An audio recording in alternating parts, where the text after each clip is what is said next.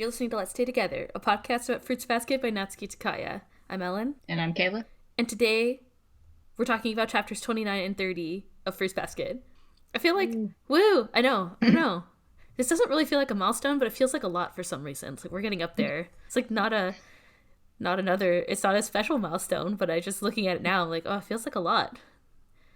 Wow, we keep talking and people keep listening. I know, it's like it keeps happening. I was talking to someone recently about the podcast, and I was like, well, we have like, I don't know, 30 episodes now or something. Like, I haven't even looked, but it's a lot. Like, there's 15, and then there's like maybe like 8 anime breaks, so there's a significant amount, like 25, let's say. This is episode 15, I guess. I think we can officially call it a backlog. There's a podcast. We have a body of work. It's kind of impressive. Anyway, on that note, this is an announcement. Next time, we're going to be reading, normally we read 2 chapters at a time, but next time, we're going to be reading chapters 31 to 34. So we're not covering just 2, we're going to cover 4. But we're probably going to split it into 2 episodes, because it's a lot of content. So probably what's going to happen is, the first half is going to be, or the first episode is going to be all summary of what happens in those 4, and the second part is going to be all discussion. So it needs to definitely be broken up. So after this week, over the next 2 weeks, there'll be 2 episodes that cover chapters 31 to 34. And if you haven't read this before, it's because they all kind of cover one major event. So get excited. The arc that served as the finale for the original anime, so. Yeah, you're right. It's significant. It is significant. Yeah, you're right. That's a good point. It's a big deal. So we're getting to our first like major dramatic arc, I guess you could say. Without spoiling anything. Yep. Anyway, today we're going to discuss chapters 29 and 30, which are like kind of lighthearted chapters. So we're going to do our summary, our discussion, and our spoilery discussion. Yeah, I don't know. I'm going to get right into it. So chapter 29 opens with Uo talking to Tohru. Yo, Tohru, check it out, Uo says. And she like grabs Tohru's head and turns it over to what she's talking about. And it turns out that Hanajima is talking to 2 of the Yuki fangirls, the Prince Yuki fan club girls. The one called, her last name is Kinoshita. Maybe they've become friends, Tohru says. And Uo is like, no way, which is true.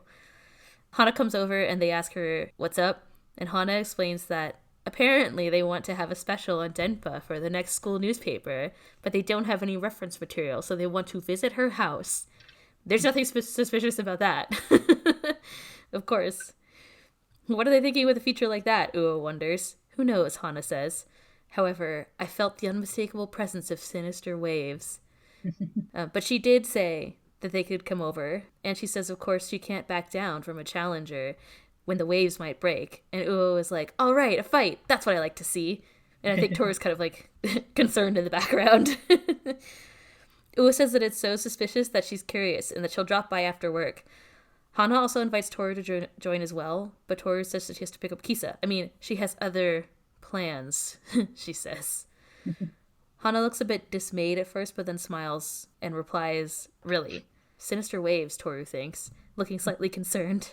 From above, we see the 2 girls who were just talking to Hana passing Yuki and blushing. And then we pull back and we see a girl with ribbons in her hair looking out of the window. And it's clear now that it was her perspective looking down on the 2 girls. The girl swoons and says, how can it be? Yuki's beauty sparkles even brighter than usual. What is it? Is it the glitter of dignity being the next student body president? No. And the girl's face is then revealed. She's clasping her hands as she continues dramatically. No, it's something else. The sparkling presence of a prince. It's Yuki's natural light. Motoko-senpai, one of the girls barges in and then announces that Operation Invade the Wave Girl's house is a success. Well done, Makoto says, and asks if the Wave Girl suspected anything, and the 2 girls who come in say no. Perfect, she says. Let us move on to the next step. Prince Yuki Fan Club first-year representative, Mio Yamagishi-san. Second-year representative, Minami Kinoshita-san, Motoko says, turning dramatically to them. And I, third-year representative Motoko Minagawa. Together, we cannot fail in our mission, the extermination of Tohru Honda, which seems really intense. Yeah. This whole Motoko is so dramatic, and I love it. On the next page, we see Yuki shown in princely garb, up to and Fitting including... some thigh-high boots. Yes! I did not notice until this read. In my notes, it says, including knee-high boots. Specifically. That's what being a prince is all about. Like, obviously. He's gotta look good. He's gotta dress the part. And he's surrounded by narration about the Prince Yuki fan club, which reads, Prince Yuki is the name for the Yuki-Soma fan club that exists within Kaibara High School. They say that membership includes more than half the female student body. Their club mission statement is, let us all extol, love, and protect the prince who has graced our school with his presence. But what they really mean is, don't steal him, bitch. And the club rules are strict and absolute. 1. Do not steal Prince Charming's private property. 2. Do not go inside the prince's house. 3. When you talk to him, you must have someone else with you. 4. Refer to him as follows. If you're in 3rd year, Yuki. If you're in 2nd year, Yuki-kun. If you're in 1st year, Somo-kun. 5, etc. I like how the last one just says etc. Anyone who disobeys, even if they're not in the club, may or may not receive harsh punishment. So that's all the narration that surrounds that beautiful image of Yuki in thigh-high boots, as we pointed out. So we cut back to Motoko saying, our club can no longer turn a blind eye to these countless transgressions. Now that my seniors have graduated, I can finally enforce the rules properly. Tohru Hana must be punished.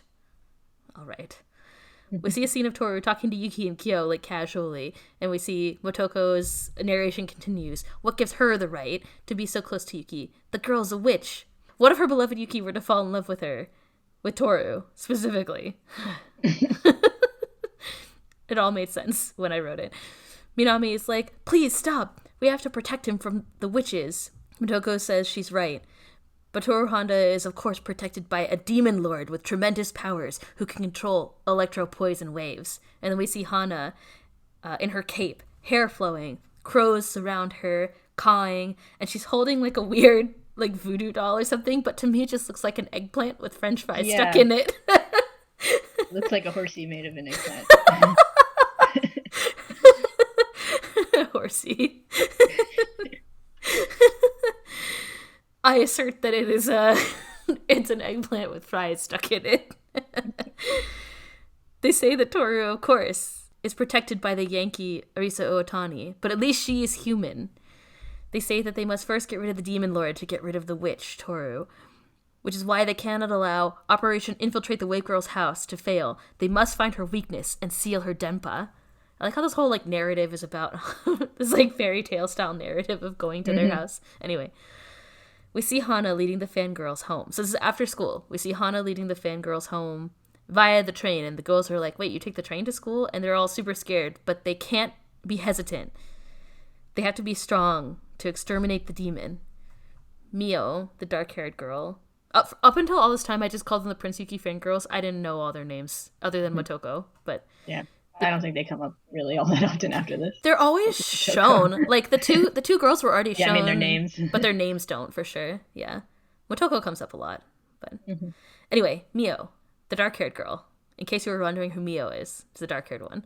Mio wonders what Hanajuma's house will be like, and they imagine this, like, Dracula-esque castle, yet more crows surrounding it, and a graveyard of, like, cross-shaped tombstones in front. And she says for some reason the sky is always cloudy around it. And in her room, there's a strange magic circle and fallen statues as if she were starting some sort of ritual. We're here, Hana says. And as they arrive at a completely normal, but sort of large house, they enter and remove their shoes, and Hana suggests that they don't speak their names while they're inside. Why is that? They all wonder in shock. But she doesn't answer. And then we cut to them all sitting in Hana's room, which is also disappointingly normal, but decorated with a lot of black decor. So Hana goes out to make them tea, and Motoko tells them that while she's out to search the room for her weaknesses. In their search, Motoko opens a closet, and then she finds inside the closet a small, dark-haired boy, and then she shuts the closet right away as Hana comes back in. Which is a wonderful gag. It made me laugh. Hana comes in and apologizes for making them wait, and Motoko is like, what? And freaks out about the boy in the closet, and Hana is like, oh, it's Megumi.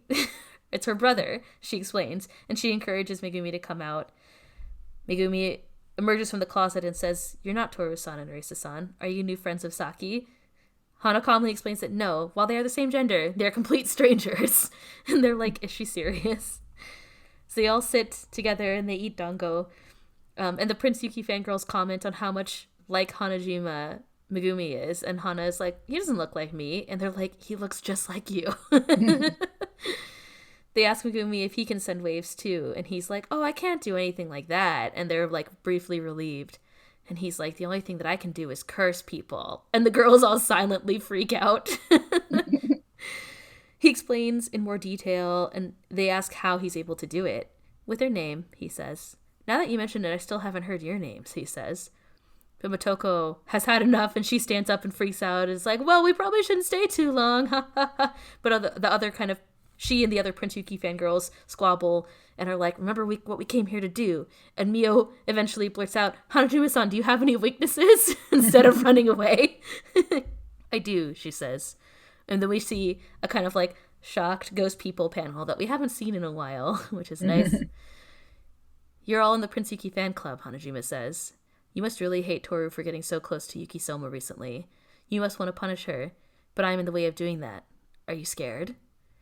And since they've been found out, Motoko cuts to the point and suggests that Hana just tell Tohru not to be so close with Yuki. Hana says that they're acting out of jealousy, and they're like, we're not jealous, we're rightfully angry. What about you? Hana asks. What do you know about Tohru-kun? It saddens me that she's looked down upon merely for associating with something like Yuki. Something like, they say, and they freak out, and they're all like, how dare, essentially. I cut a lot of this dialogue. They're all like just bickering with each other. We love him, Motoko says, eventually. Do you understand how Tohru Honda's actions are trampling our feelings? If you like him, Megumi suddenly pipes in. You can't say whatever pops into your head and assume you'll be forgiven. If you like him, how can you speak about him so disrespectfully? You should know that if you bombard someone with one-sided love, then you're nothing but a burden to them, and you will just end up hurting them in the end. If you don't respect other people's feelings, he will only hate you in the end. Minami-san, Mio-san, and Motoko-san.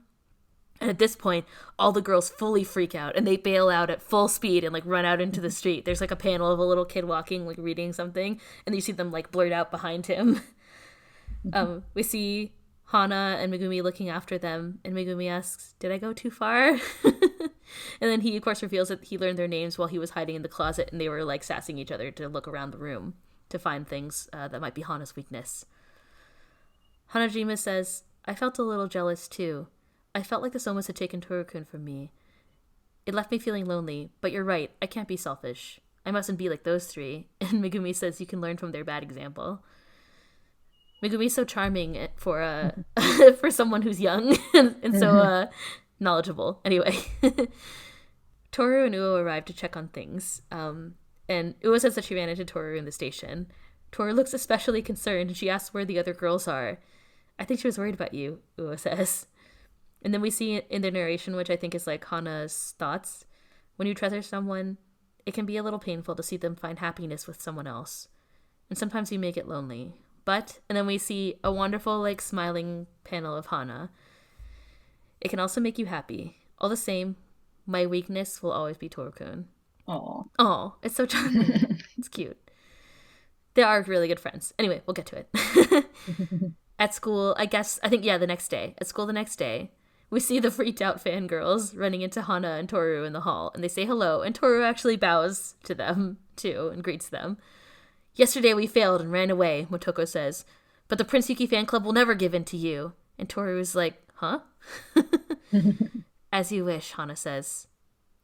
But what she really meant was I love you. No, I'm just kidding. Yeah.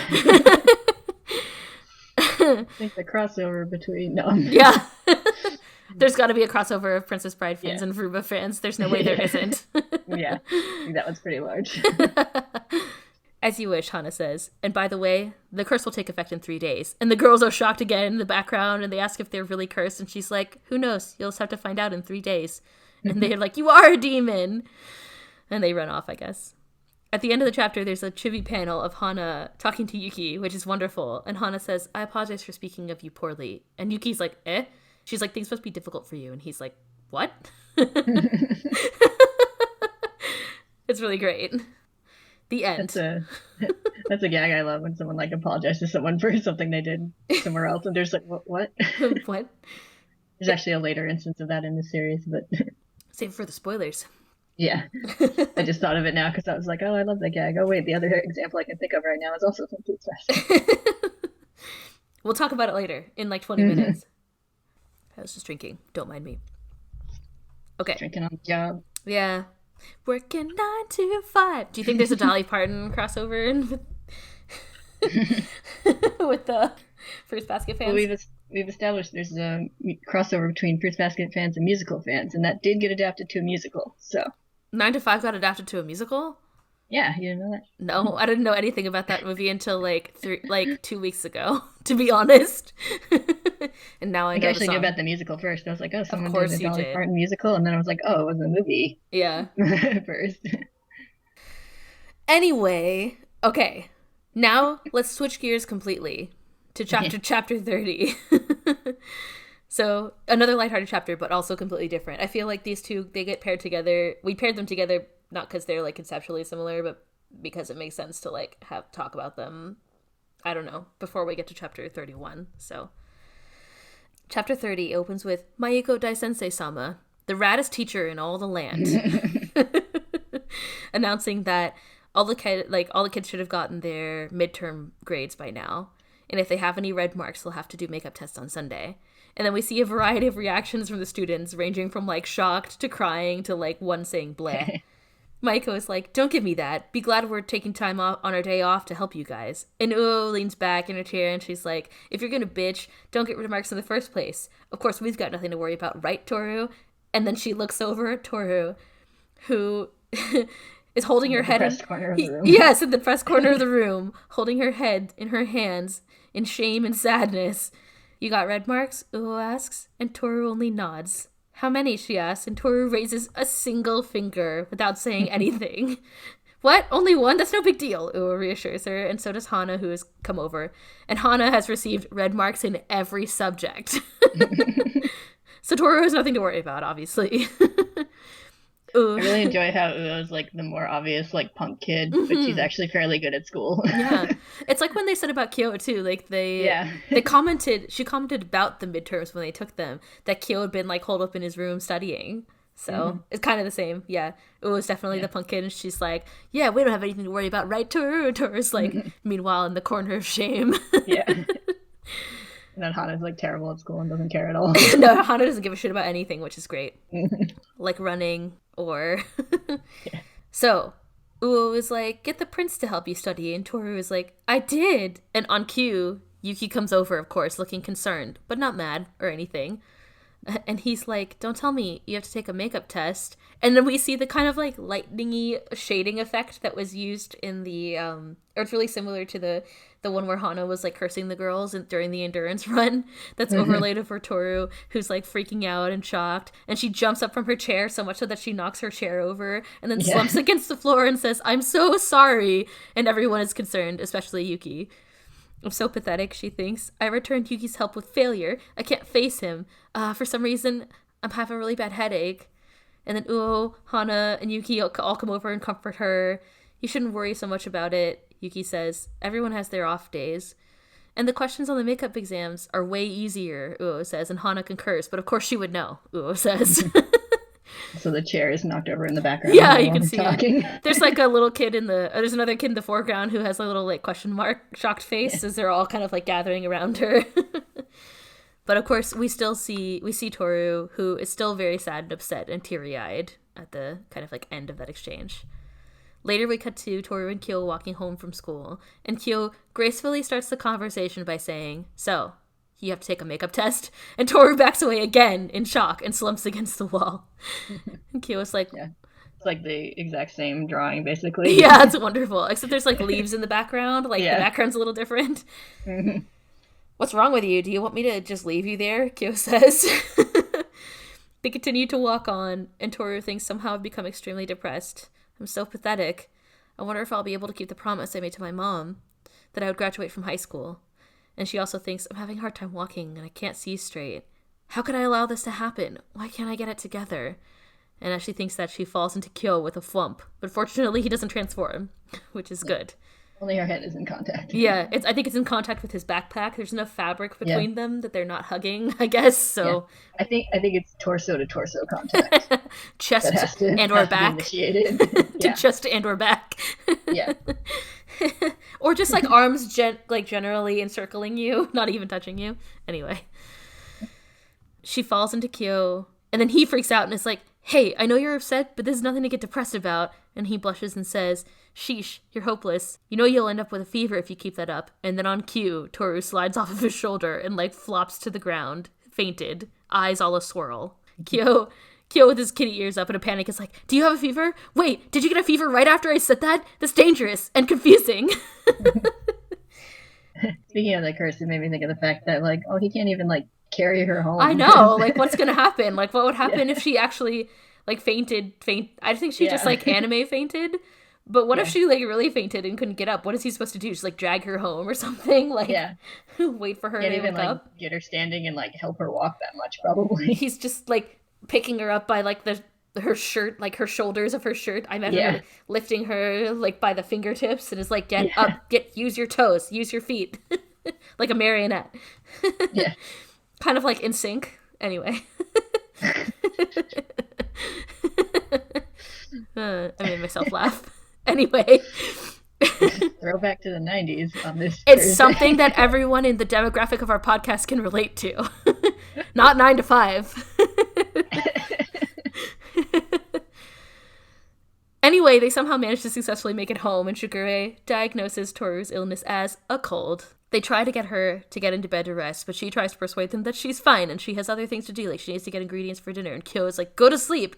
And Shigure is like, "The only thing you need to worry about is getting some rest." And she tries to protest again, but he leans in and taps her on the nose and says, "You're a good girl, so why don't you do what I say, okay?" "Okay." She acquiesces, finally. And he's like, "Good girl." And Kyo grumps off to the side.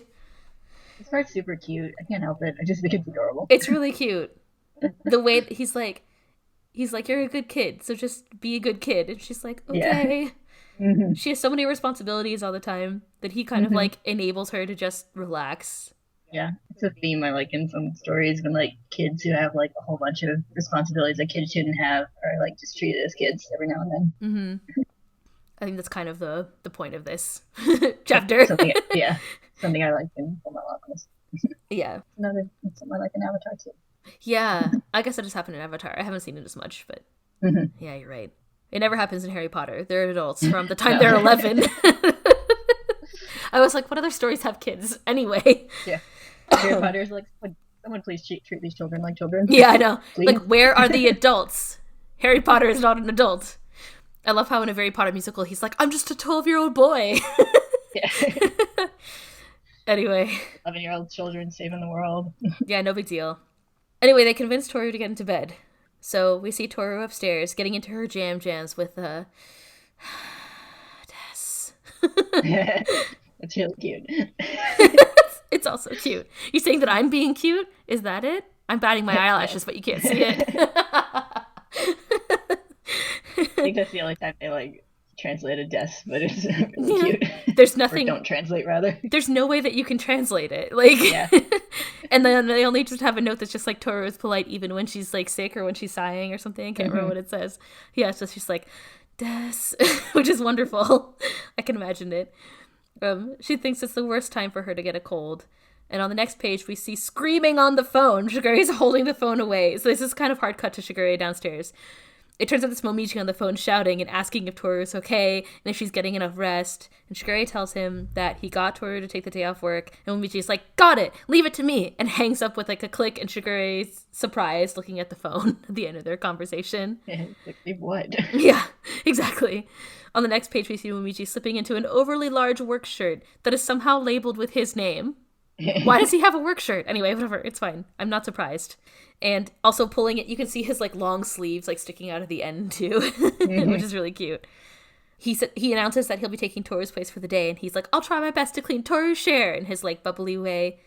And the ladies are all like, "Who is this kid? Oh well, whatever. He's cute." So we cut back to Shigure's house. Shigure has wandered into the kitchen to find Kyo cooking? ? And he asks if the food is for Toru-kun, and Kyo is like, "You can't expect a sick person to cook for herself." And then Shigure hovers for a bit. And Kyo's like, what? You got a problem? And Shigure is like, I didn't say anything, but what are we going to eat? Takeout, what else? He says, and he kicks the door down and stomps off. And Shigure chuckles and says, he's quite the gentleman, isn't he? Oh, I think he sasses him for damaging the door first. Anyway, yes, yeah.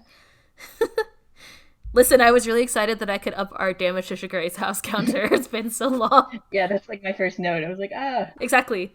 So we see Kyo walking upstairs after that hilarious exchange, and he looks down the hall to the balcony, and he imagines Tohru cheerfully hanging up laundry out there, sadly, and then continues to bring the food to her room.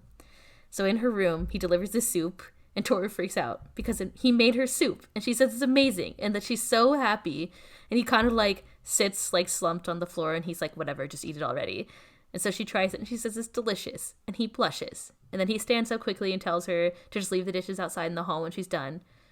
Tohru says, I'm sorry for everything. And Kyo looks back at her, and he says, if you're really sorry, then get over that cold. Okay, she says, but tears are welling in her eyes, and so Kyo slumps down again, and he says, there you go again, you're crying. I'm sorry, she says. What? Just say it. I'll listen to your problems, he says. Tohru starts, and then she starts crying, perhaps bawling. There's like so many tears, as she says, I want to keep the promise that I made with my mom, but I'm so pathetic. I got a red mark. I failed Yuki-kun too, and now I caught a cold. I want to be level-headed, someone who people can depend on. And Kyo looks over at her seriously. Are you done? He says. I'm done, she says. You can make up for getting as many red marks as you want with makeup tests, and who cares about that damn Yuki? You can overwork him until he dies, Kyo says grumpily. It's not cool making yourself sick from worrying. Just get over it so you can wander around the house with that idiot expression like you always do. If you don't, I'll... And then he imagines her carrying something to him, like it looks like a tray of like onigiri while he's brushing his teeth or something. I'll go crazy, he says. She looks up at him, eyebrows raised. She's no longer crying. So... if it'll make you wander around again, I can at least make you food. So don't worry about all that crap. And Tohru blushes and thinks, this means he's trying to cheer me up. Kyo sasses her to eat so her fever will go down, and then he slumps onto his arm again. And while she eats, he says, there's no way that tastes good, not compared to your cooking. And then he shyly looks up at her and blushes. And then she blushes more, if that's even possible. And then he says, you being level-headed would be creepy. She eats and she smiles. It's so cute. Everything in this episode is cute. Everything in this chapter is cute. This whole chapter is adorable. It's pretty great. Later that night, Momiji Kisa and Tori arrive, all to come and check in on Tohru. And Tori gives her a shot for some reason. I mean, she has a cold. What the hell shot is he giving her? Anyway. I guess it's like IV antibiotics, but... he's just like, just in case. Something, but yeah. It's like IV Maybe fluids. IV, but I don't know. IV. I don't know. Animals can get like sub-Q and IM antibiotics. I don't know if people can. I mean, probably. Mm-hmm. You can definitely get IV antibiotics, but... So, yeah, I know you can get IV. But... You mean the sub-skin? Yeah. Maybe. I don't know. Sub-Q is hard with people because we don't have as much... cute? Skin. I mean... with skin. Not enough cute. I get it. I mean... Yes. You're not cute enough. Not cute enough. Fluids and antibiotics. You heard what I said. I have a degree. You're like sitting there with an IV in your arm. You're like, if only I was cuter and I wouldn't have to put it in my vein. If only I had more cute. Yeah, I don't know. Maybe he's putting it in her vein. I don't know. But it's like, what is he even doing? Anyway, you don't need drugs when you have a cold. You just need, like, mystery cold medicine, like what they had for Yuki. Maybe it's like a vitamin B injection. Maybe. Oh, maybe, because she fainted. That could be true. I accept. You know what? I accept your logic. Our new headcanon said it's vitamin B. Yes. It's like a B vitamin complex, so she doesn't faint anymore. Yes. I don't know. Whatever. Anyway, he definitely gives her something. It may just be, like, fluids, just to be like, feel better. Hattori's like, I can't show you compassion in any way other than by giving you this free medication. I can't show you any of my feelings. Anyway. So Hattori gives her a shot. Momiji says to tell Hattori to stop if it hurts too much. Shigure said it hurt, after all, and Hattori is like, it was on purpose, and then Shigure is sassy for being mean, of course. And then Hattori sasses all of them for making noise and bothering the patient, and shoos Momiji and Shigure off. Tohru asks how much she owes him for the visit, and he says, "Get well soon. When you're sick, it seems that there are a lot of guys who won't calm down." And then he leaves her with Kisa. Kisa wonders out loud if Hattori Oji-chan is one of those guys, and Tohru freaks out because, like, Hattori isn't that old. I mean, he's not old enough to be called an Oji-chan. But, like, maybe because of their age difference, she wonders. Because I guess, like, you wouldn't call someone Oji-chan unless they're, like, middle-aged, I guess, normally. I don't know, whatever. That's what it says in the author's note. Or, like, in the translator note. Whatever. Anyway, that's what Kisa calls him, like, Hattori, old man Hattori. Oh, I just thought of that now and it made me laugh. Anyway. But a knock interrupts her thoughts, and it turns out it's Yuki who's brought her some more questions to study for her makeup exam when she's feeling better, and she thanks him. And then we see her narration. Wanting to get better, not for myself, but for other people, is a wonderful feeling. And then we see downstairs, Kyo and Momiji are arguing in the kitchen. Kyo is reading a book called Holistic Cooking, and Momiji is like, "What are you doing, Kyo? Are you studying to be a bride?" Which is... I don't know why, but it makes me laugh every time. I always like Momiji and Kyo. Yeah. Their relationship is great. Each other. Yes. In this case, it's even better. Then we also see Shigure asking Hattori what he would like to eat, since Tohru might want to repay him by cooking for him. And then on the next page, we see Tohru with Kisa smiling and talking to Kisa, and she says, "My happiness comes from the kindness of everyone around me." The last panel shows Tohru, Hana, Yuki, and Kyo at school. "Don't worry, Mom," Tohru thinks. "I got passing marks on my makeup test." And then we see Hana saying the makeup tests really are easier, and Yuki thinks, "Hanajima-san, did you fail on purpose?" And that's the end of chapter 30. Yay! Both these chapters were really good, and they were funny. They were like, like, I'm not a huge fan of the Prince Yuki fangirls, like, stuff, but that chapter was really funny. And we got to meet Megumi, so...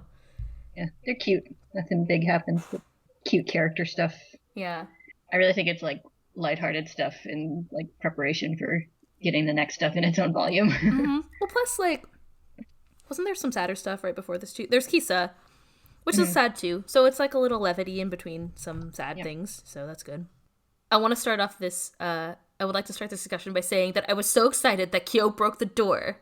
Woo! It's been so long since anybody damaged Shigure's house. I thought I was never going to update this counter again. But it's the roof one time, the table, the doors, the interior doors, or like the paper doors 4 times, and then the wall by the front door 1 time by Kagura. I'm really happy. Like how he didn't even like quite break the door itself. He just like kicked it off its hinges. Yeah, he kicked it so hard. Shuri was annoying him so much that he kicked it so hard that the door like got damaged, I guess you might say. I like how Shigure wasn't even really doing anything. He just stood there. Yeah.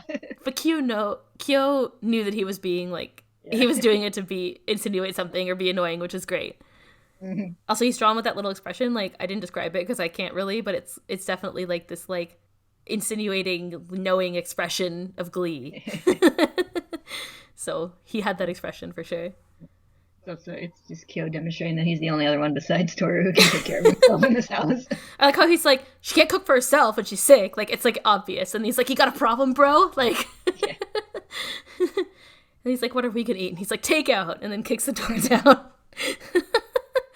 So wonderful. Can we talk about Hana? Let's go from the top. Let's take it from the top. Okay. Hanajima's brother is also really charming. Megumi. Yeah, he's really funny, but it's also cute because they obviously are pretty close to him. But they don't look anything alike. I mean... Yeah, not at all. Not at all. Yeah, they're obviously close. And I think they seem to have a really good relationship in the sense that it seems like they kind of like... They understand each other, but they also like... Even in this really small exchange, they're kind of encouraging... Megumi was encouraging Hana to like be a better person or something, like to kind of not be like jerks like the Prince Yuki fan club, which was cute. He seems very wise for someone who's so clearly supposed to be so young. Yeah, and like Tohru and Uo obviously like know him pretty well, so it's like obvious that day. He's like, "You're not them." Yeah. Which is also kind of funny when he opens the door. I like how he's just chilling in her closet too, like a weirdo. Yeah, I think there's a note that says like it's his room on the other side of the door. That might be true. Let me check. But either way, he's just like right there. Yeah, so. He's hovering by the door regardless. Yeah. But I guess if he was just there and he heard it, then it's like a little bit different. But maybe it isn't a closet. It definitely looks like that though. Either way, he's just right on the other side of the door. So. Oh yeah, there's a little drawing of him right beside the door. Hold on, wait. I'm getting there. Yeah, it says on the other side of the sliding doors is Megumi's room. Yeah, you're right. So it's not as creepy, but it's a little bit. Yeah. It's a little bit. Yeah. He's still right there. I just like that it's funny that Motoko. First of all, Motoko just slid open the door and he was there, and then she just shuts it right away. Yeah. It's pretty great. And then the other thing is like they kind of stick together. Like Hana was like, "You guys are all acting out of jealousy," and then Megumi was like, "Yeah, it sounds like jealousy to me." Like partway through their conversation, which is good. Yeah. The Prince Yuki fangirls are also interesting. Like I said, I'm not a, I guess like not a huge fan of them, but like I just find it sort of like to me it feels kind of like filler content. But then yeah, it's mostly just like comedy stuff when they show up. But I think this is the first time they get like formally introduced as the Prince Yuki fan club. Yeah, I feel like I called them that before, and then when I was reading it this time, when I was reading these chapters, I was like, oh shit, I wonder if they even mentioned this before. Because I think I don't said think like that's really a spoiler. no. There's obviously a Yuki fan club, and and people call him the Prince, so I don't think it's really a spoiler to call him the Prince Yuki fan club. Yeah, the two girls come before, and they were the ones who dragged Tohru off during the endurance run. I think this is Motoka's first appearance, but everyone else, the other two, have shown up. Yeah, back before. Yeah, this is Motoko's first appearance in the manga. If you've been watching the anime, she was already there. She was the one who was telling people not to take photos of Yuki during the thing. Culture Fest. That's something I like in the anime too. So just like seeding her appearance a little earlier. Yeah, Motoko's presence there is nice because it's nice that she'll come back and she's pretty recognizable too. Yeah. Yeah, with her double bows. Also, didn't really consciously notice, but I guess some members of the Yuki fan club are in the school paper too. I think it was a ruse. Well, it makes it. I mean, it wouldn't work as a ruse if you didn't think they were in the club. That's true. I mean, was Hana care about the school paper? If someone came up to me in high school and was like, I'm writing an article for the school paper, I'd be like, what the fuck? Like, I wouldn't question if they were in the school paper. Well, I feel like the school paper is more of a big deal in Japanese schools. It shows up a lot, and like since like clubs in general are more of a big deal. That is true, yeah. Maybe they Seems are. Like everyone knows who's in everyone's club. That's probably true. Yeah, maybe they are. It's possible. It's entirely possible that it wasn't a ruse, that it was only a ruse that they wanted to write it. Yeah. Or maybe next episode, someday we'll see like her reading the paper and it'll be like all about Denpa or whatever. Yeah, that'd be funny. That would be funny. I wouldn't be surprised if it does come up. Since we know. Yeah. I just won't write it. Except all they learned was that her brother can curse people. They didn't learn anything about her Denpa. Yeah. Yeah, so we learned that, I guess we did technically learn that Hana and Megumi don't have the same powers. They both have like supernatural powers, but not the same ones. Yeah. I also think it's unclear if Megumi actually has powers or if he's just fucking with the fan club girls. It's entirely possible. Yeah. He could have just been like, oh yeah, I just need to know your names. But then Hana would have to be in on it too, because she was like, don't say your name in the house, which is interesting. Which is also probably just meant to be spooky. But yeah, I could see her just saying that as like a creepy thing anyway. Probably. She was suspicious of them the whole time, so. I can't decide if I like the idea of him actually having powers or just fucking with the fan club better, so. They're both great. There's a good interpretation to both of them. Why not both? He does do both things too. He could do both. He could be fucking with them and have powers. We don't know at this point. Yeah, she has like some other random powers, like. He's like, oh, I can actually teleport. It's like not cursing. He's like, when people hug me, I turn into a bear or whatever. You're like, that's ridiculous. And Yuki's like sweating. Yeah. Don't know if we learned anything else about the fangirl. Oh, well, I think we learned, it said that there's like half of the female population of the schools in the fan club. Yeah. So it's a big fan club. I like the rules that you have to follow even if you're not in the club. Oh my god. Yes, I like that the fifth rule is etc. Yeah. I can't decide if that's like supposed to be like you should just know or if it implies that they have a really long list of rules. Maybe both. Yeah. Yeah, it is interesting that they think that they can do whatever they want. I mean, as it is pointed out, they feel entitled to control Yuki's relationships, not just among themselves, but with everybody, people who don't give a shit. So, the biggest bullies of all. But Hana and Uo are there to protect Tohru, so it's okay. Yeah. Yeah. I don't know if there's anything else to say about them right now. I don't think so. But they do have an overall gripe with Tohru. But their objective was to get through Hana first, and they did not succeed, as it turns out. I thought the part with Hana is interesting. We should talk about that, because Hana says and it was noted, like, there's a part where she pauses. Kisa. Tohru says that she wants to go pick up Kisa, so she can't come hang out with Hana, and Hana was a little bit jealous of that in that one part. And she says so later to Megumi. And so it's also one of those things where, like, there's a payoff right away for something that's set up by Takaya. But in this case, it was nice. We got to see a little picture of how Toru's relationship is changing, kind of her relationship with her friends, too. Her relationship with the Somas is changing things with her friends. I feel like this was also foreshadowed a little bit during New Year's, where Toru wanted them to spend time with their families, but both, like, I think Uo and Hana were a little bit, not like hurt, but they're kind of, like, apprehensive about her spending time with them. So yeah, so it's all kind of building off of, I think it's all been building up for a little bit, and we can see, like, how Hana was being impacted by it at this point. Yeah. But we learned a lesson, and the lesson is to be happy for people who are your friends, even if maybe you feel envious of them or whatever, or jealous of them. Yeah. Takaya taught us to be better people. Actually, I think Megumi taught us to be better people. Yeah. So that was cool. Listen to the child who can curse people. Definitely always listen to the child that can curse people. That's what I learned from this chapter. Don't say your name ever. Yeah. Also, check every door when you go into a new friend's house. These are the things that I learned. Don't. There might be some creepy behind it. That's true. Just leave the door shut. You're better off not knowing. Yeah. I also like how Hana was fucking them with them after and was like, they're like, what, do we actually get cursed? And she was like, I don't know, you'll find out in 3 days. Yeah. It's pretty good. I like Megumi, he's cool. Yeah. Can't remember how much more he's involved in the series, but I hope he comes back. Yeah. I know he shows up a couple of times. I don't think he gets too much spotlight, but... Well, I can still hope, even though I've already read this series before. Yeah. There's at least one other where he gets a decent amount of... Yeah, there's a good spotlight of him later, for sure, that I can think of, but... Yeah. Other than that, I can just think of a couple where he's just kind of there. And I kind of like that he's just kind of there. I mean, yeah, we talked about how all the people in Furuba have, like, all the characters in Furuba have this kind of varying level of relationships, like a real social circle, which is nice. Yeah. And, like, Megumi is Hana's brother, so he doesn't have as many deep relationships, right? Yeah, and, like, if you're talking from, like, protagonist perspective, it's Toru's friend's little brother. So. Yeah, exactly. He's the third tier. Connection there, but it's not a huge one, and she's not going to know that much about Megumi's complex internal life. No, and neither will we, dear reader. I mean, yeah. But it was nice. It was nice to see him see him tell the girls off and stuff. It was cool. I liked it. I enjoyed it. All right, let's talk about the next chapter. We already talked about Kyo breaking down the door extensively, but. A classic sick day chapter. I love sick day chapters. I love it when people are sick and they take care of each other in stories. Yeah. It's wonderful. Yeah, one of my notes on this chapter is literally just, everyone is cute. You're right. I think I can say, in an academic sense, you're correct.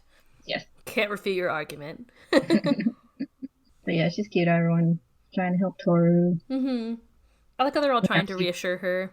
Yeah, and, like, she starts off feeling bad, but is able to accept that, people care about her, and being cared for by people who care about you isn't necessarily a burden to them.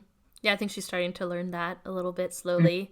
We get another nice heart-to-heart between Tohru and Kyo, like we kind of had before, where he gets her to actually kind of talk about her problems instead of trying to keep them to herself.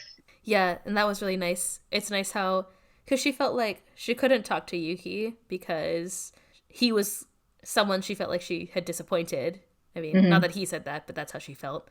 Yeah. So it's nice that Kyo was like, I'll listen to your problems. Like, he was so direct about it. It was really cute. Yeah. And, like, he's done that before, where he's just like, if you want to complain or do whatever, it's fine. He's living up to his promise of being like, yeah, if you're going to complain, like, when they go and rescue her from her family's house, go and bring her back to Shigure's house. He's like, if you wanted to say something, just say it. Like, if you're going to, you could complain once in a while. And now, here we are. Now it's happening. Yeah, their relationship is starting to develop. I still like that he's just, like, really weak to girls crying in front of him, which is hysterical. He did do that with Kagura, too, even though he's not as big of a fan of Kagura. He's like, stop crying. And then he agreed to go on the date, right? Yeah, you're right. Kyo is a big Has a huge, big, soft heart. Like the kitty he is inside. Yes. Soft like a kitty. Yeah. Fluffy and all. And so, yeah, he, you know, I don't know. And he also, like, it's like how you were saying with Kisa last chapter, when Kisa couldn't say, he was like, you can say what you want for dinner. And it seemed kind of harsh, but, like, he was just trying to encourage her in a way that he just doesn't know how to do it. So now it's kind of like the same situation with Tohru. Yeah.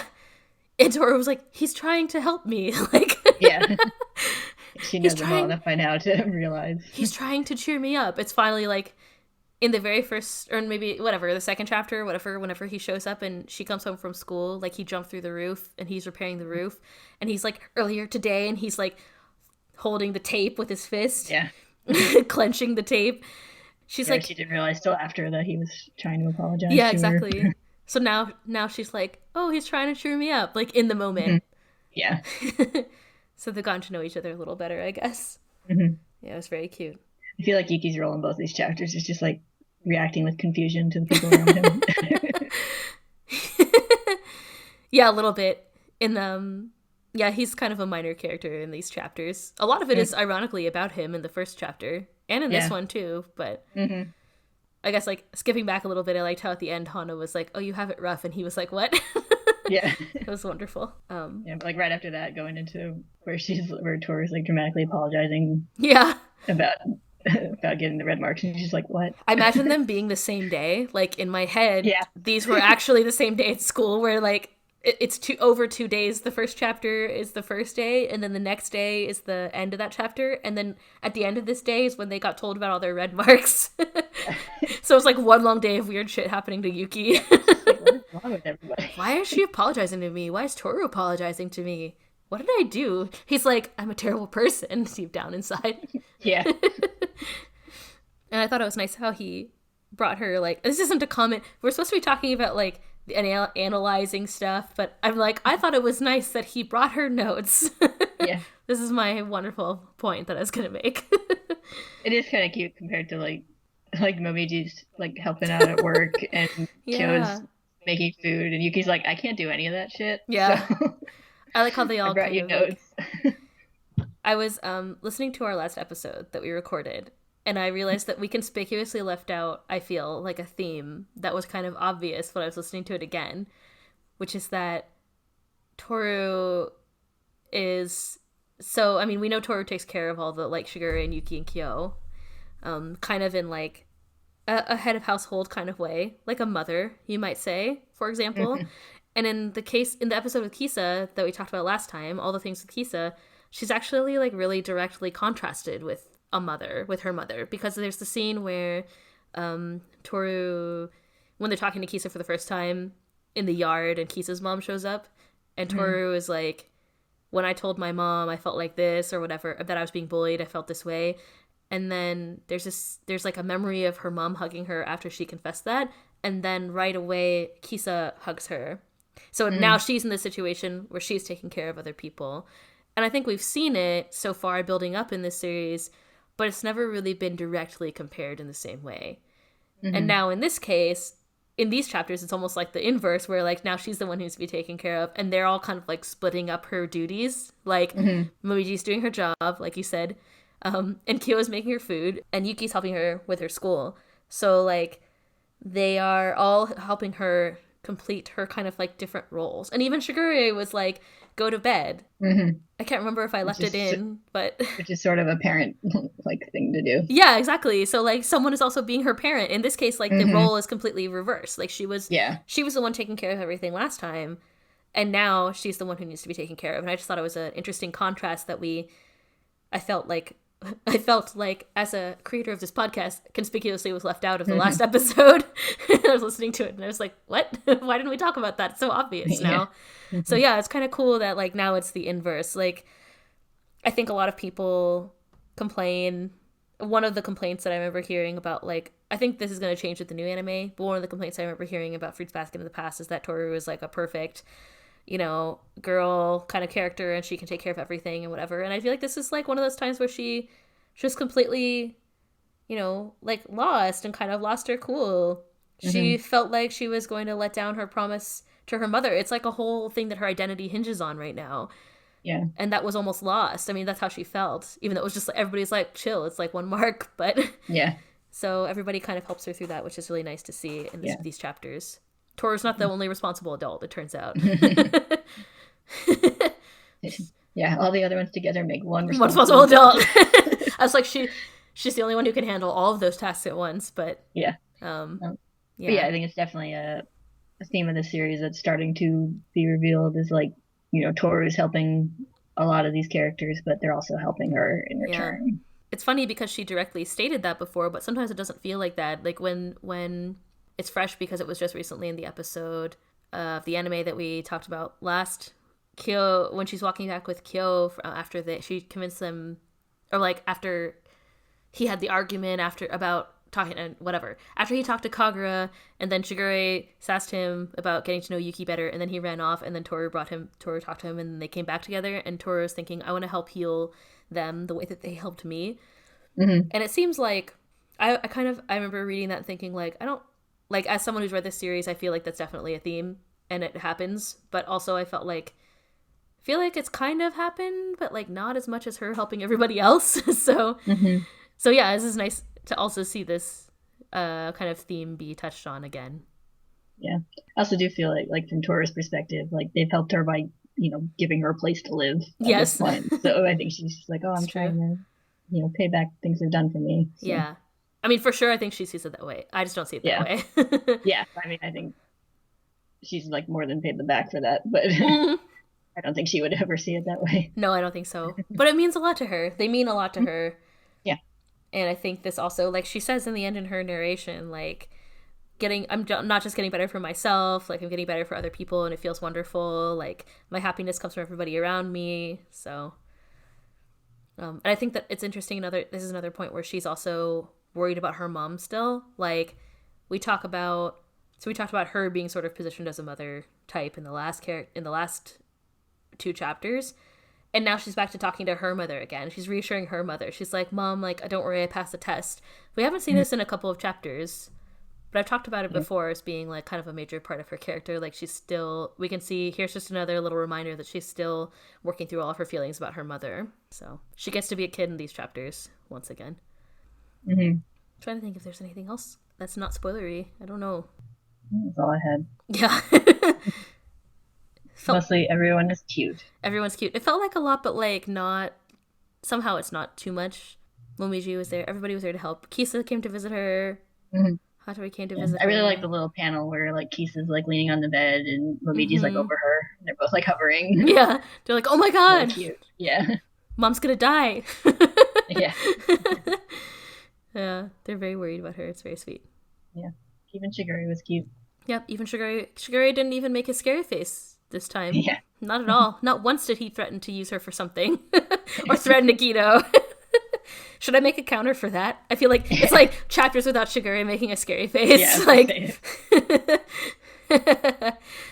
guys, I love Shigure. I'm sorry. Yeah. It's fine.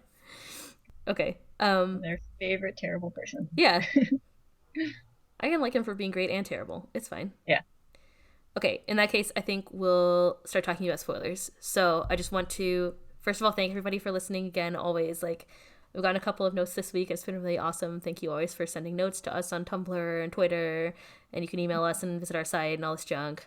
You know where to find us. You have Google. Yes.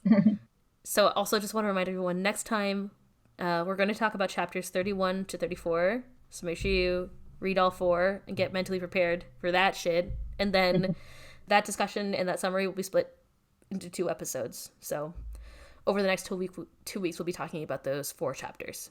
So get ready. It's happening. Yeah. I'm excited. Extra long summer homework. Yeah. Everybody's book reports better be in our Tumblr ask box by the end of like 3 weeks from now. Be granting no extension. Nope.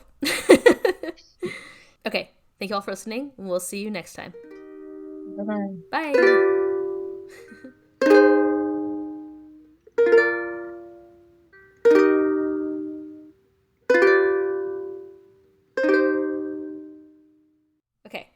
we're back to talk about spoilers. Hey, how about all those Tohru spoilers? Yeah. I was just like, my heart is smiling because it's... When I was reading this the first time, not that this is all about me or anything, but when I was reading this the first time, I always shipped Kyo and Tohru. And so I was excited at the end. Sorry, Yuki Tohru shippers. I know. I understand your pain, but it's not my pain. We've all been there. We've all had our ships sunk. we've all had our ships sunk. Like Harry, Hermione, listen. Yeah. The biggest. Don't at us. The biggest ship sinking of all time. Anyway, it's fine. But I felt like there was some Yuki Tohru ship teasing too when he's like helping her with her homework and stuff. So, and like he's really concerned about her and like checks in on her. It was very sweet too. I do feel like the ship teasing was fairly even-handed in the early chapters. So I didn't understand why it was a... Would you call it a ship war? Were people mean about it? I don't remember. Probably it's because it was 90s. Probably 2000s anime fandom, but probably. I bet it was. I mean, it was probably in the you know, in the ways that it could be, like on IRC or whatever. Yeah. Everybody was like, we had live journal then. That's true. It would be like live journal, like I hate Yuki Tohru XXO 1000. Like probably there's probably forum posts, extended forum posts about it. Yeah. Yeah, for sure. Yeah, I shipped it too back then. I still ship it, but I'm more of a multi-shipper. I think there's lots of things to see. We talked about one time, we joked about how you could kind of ship everybody with everybody and be like, I could see that. But I think it's true. Like they all, because they have such natural relationships, like I think you can extend them in whatever way you want in your headcanon. Yeah, because like almost everyone is connected to almost anyone else in some complicated way. So. So yeah, we're the Megumi Tohru fanfic at. I mean, what? No. Yeah, I would read it. You can really... I mean, anyway... Doesn't he have a crush on Uo, actually? I don't know. Does he? I'm shocked. I wouldn't be surprised. I believe you. 100%. I think I remember some little, like, passing comment about that in a later chapter. But... He finds out that she ends up with Kureno, and he's like, fuck. He's silently cursing Kureno. Yeah. Well, I could curse. I can't actually remember if he can do curses or not. I think he can.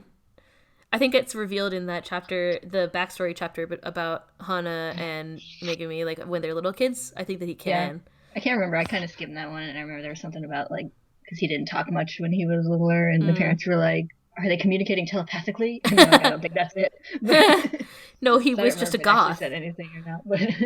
I love how they're like, Hana's room is so black, and it's like a black bedspread. It's like, yeah. So Hana's... It's like my room in high school. I was going to say, like, Hana's my goth spirit animal. That exists in my heart. The reason why I keep my like black Inuyasha t-shirt that I've had since high school. I do think that there are details revealed about his ability to curse people, and I think that it is actually true. And then we'll learn about Hana, what Hana did to her classmate and stuff. I forget exactly. Yeah. Again, these are like foreshadows some of like their relationship there, because obviously in that chapter we see that Megumi's pretty protective of Hana.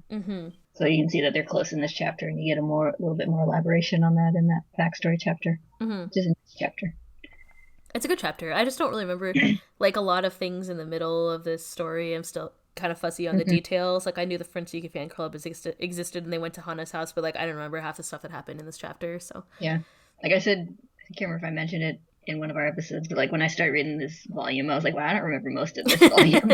I remember Kisa. I remember the part with Kisa very clearly. Yeah, I remember Kisa was introduced, but I don't remember like most of the other stuff. Like when I read it, I was like, oh yeah, this. But there's also if you'd asked me before I cracked open that volume, I wouldn't have been able to tell you, oh yeah, there's a chapter about this, a chapter about that. There's also the part where Kyo makes Tohru soup. I remembered that part from the anime really clearly because he makes it with leeks. Like, doesn't he steal leeks, and then Yuki's all pissed off that someone stole stuff from his garden? Which is I remember that, but I remember him making it with like a mask on, so he didn't have to like sell it or anything. So that's all like added. Like that wasn't in this chapter of the manga, and I was like, oh, he didn't use leeks. I was like actually a little disappointed. Yeah, but it's fine. He still cooked for her, and Shigure still sassed him, which was wonderful. Yeah. Yeah, I mean, I think there's just some, like, I guess other spoilery things are, like, of course, we saw Toru's relationship with her mom again, and being worried about graduating from high school. Like, it's clearly her primary concern still, so. Yeah, I think when you're talking about how she hadn't, like, talked directly to her mom in a while, and then doing it in this chapter, I think that might kind of foreshadow her like fear about forgetting her mom and her promise to her and stuff from later on. Yeah, I think you're right. Like, it's like part of it is maybe like, oh, I've been having so much fun with the somas that I forgot about my schoolwork and I forgot about my promise. Yeah. So trying to like focus more on that. Yeah, probably. Because I think the last time that I can recall offhand that she like talked directly to her mom, like in her inner monologue or whatever, was at the hot spring, right? I'd have to look back, but that's the time that strikes me in my memory as us reading this. Yeah, I can't remember, but it does feel like it's been a little while. Yeah. I was just kind of, I felt like it had been a while when I read the line when I was writing my notes. I was like, oh, she hasn't said that in a while. It was a little shocking, so it's cool. It's interesting. It's interesting to see her growing and changing. We should have mentioned the Hattori ship teas also. We're talking about ship teas. Just get well soon. Hattori, maybe Hattori is one of those guys who won't calm down. He's like, I gotta find something to give her quickly. Find the B vitamins. Yeah. What do I got in my bag? He's like digging around. I have a headcanon that Hattori has like a doctor bag, even though I don't think that that's true. Like at a all. Really old school looking. Yeah. He's the equivalent of the town doctor, like archetype. So he's like digs around his bag and he's like, can I give her this? Can I give her that? How about these B vitamins? Let's go. Yeah, we ship everything on this podcast. We do ship everything on this podcast. Is there any other spoiler stuff that you wanted to say? We get more on Motoko later on, but not really anything big or anything that's super foreshadowed here. No, I mean, she just like says that she has like a lot of feels and then they get resolved later. A resolution on her Yuki feelings later, which is nice. It is good because it's the kind of thing I like about Fruits Basket, because it's the kind of character that wouldn't really get like a nice positive ending. Yeah. In like certain other series, they'd just be like a comedy bully. Yeah. Yeah, like even the comedy bullies get a get a good end. She actually gets some, character growth and she does. Resolution, which is nice. Yeah, it is nice. Everybody's nice. Everything is nice. Yeah. Everything was cute.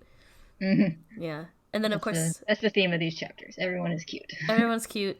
It's more like you're seeing them, like, grow up. Like, I think, like, that kind of attitude that people have that they can be or think or say things a certain way in high school. Yeah.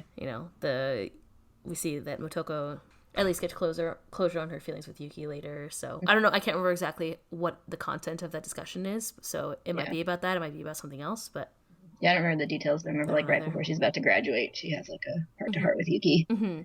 But it's nice. There's a lot of characters in this series where, like, even if I don't necessarily like them that much, toward the end of the series, I'm just like, oh, I'm proud of them. You grew up, Motoko. Yeah. You're a better person now than you used to be. Mm-hmm. I feel that way about characters I like too. Like, I'm super proud of Yuki at the end of the series. Yeah. It's just like there's a lot of characters where I'm just proud of what they become. Yeah. When I first read this series, for the first while, I think by this point I probably had a good opinion of him, but I remember not liking him very much in general, kind of in the early part. But then by the end, I'm like full on like, Yuki, you did so great. You're so mature and responsible and empathetic and whatever. Pushing Kyo around. I was like that too. I was like that too. He wasn't my favorite when I first started reading, but like now, even at the beginning, just with the hindsight of his actual character and what he'll go through and everything, I'm just like, oh precious. But I remember like by the time it was getting to like the student council stuff, I was like, oh, he's doing so good. He's doing so good. Even in these chapters when we talked about him with Kisa last time, it was like, you're doing good, Yuki. Yeah. Everyone tries so hard in this series. Yeah, they're all trying to do their best. It's pretty great. And then when they fuck up, everybody's there to help them, like Tohru. And by fuck up, I mean make a tiny mistake. Yeah, well, some of them majorly fuck up, but that is true. Mm-hmm. And everyone's there for them too, which is nice. Yeah, it's a series that believes in second chances. Yeah, I think so. Mm-hmm. Anyway, on that pleasant note, I think we can end this episode. Mm-hmm. So next time, just remember, this is the third time. Psychology says that if you repeat information enough times, we're going to talk about chapters 31 to 34.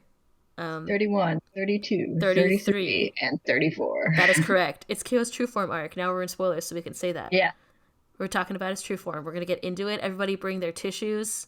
Bring a coffee. It's going to be a long lecture. Listen. Yeah. And it'll probably be, I don't know exactly how long this discussion is going to be, but I assume it's going to be double the content, so it'll be split into double the episodes.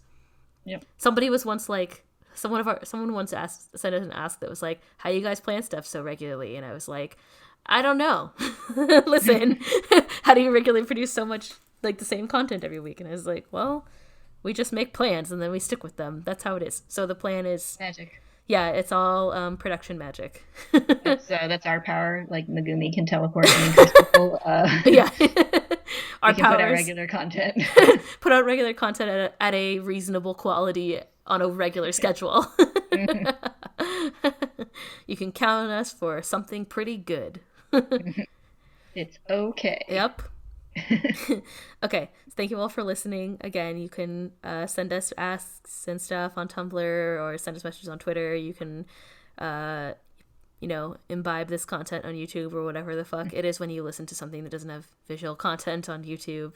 And you can email us at staytogetherpodcast@gmail.com. I don't know what it is. I'm gonna go out on a limb and say imbibe. You know that I like it. My sister commented that I was talking to her about something completely unrelated to the podcast, and she was like, your word of the week is charming. You keep saying everything is charming. And I was like, shut up. And then I was editing the episode about Kisa, and I was like, man, I fucking said charming like 50 times in this episode. It's a charming series. It's pretty charming. So I just like to pick words. Imbibe. You heard it here first. Okay. Like, use it in a sentence. She imbibed the content from YouTube. The girl imbibed the Try Guys video about IMB.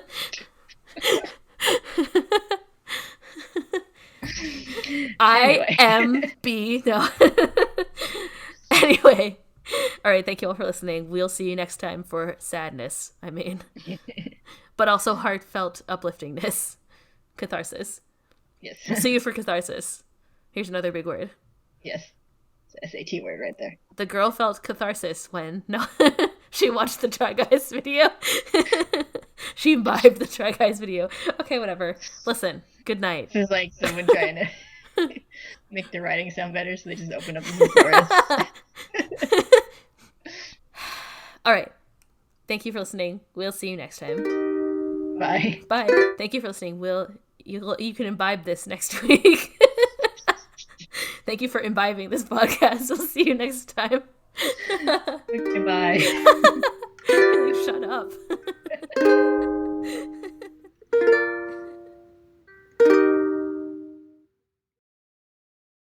Prince Yuki Fan Club first year representative Mio Yamagishi said Yushi-san. What the fuck? I can do this. What if her beloved Yuki were to fall in love with him? What? What if... Fuck. I can talk today. I hope you don't end this at all.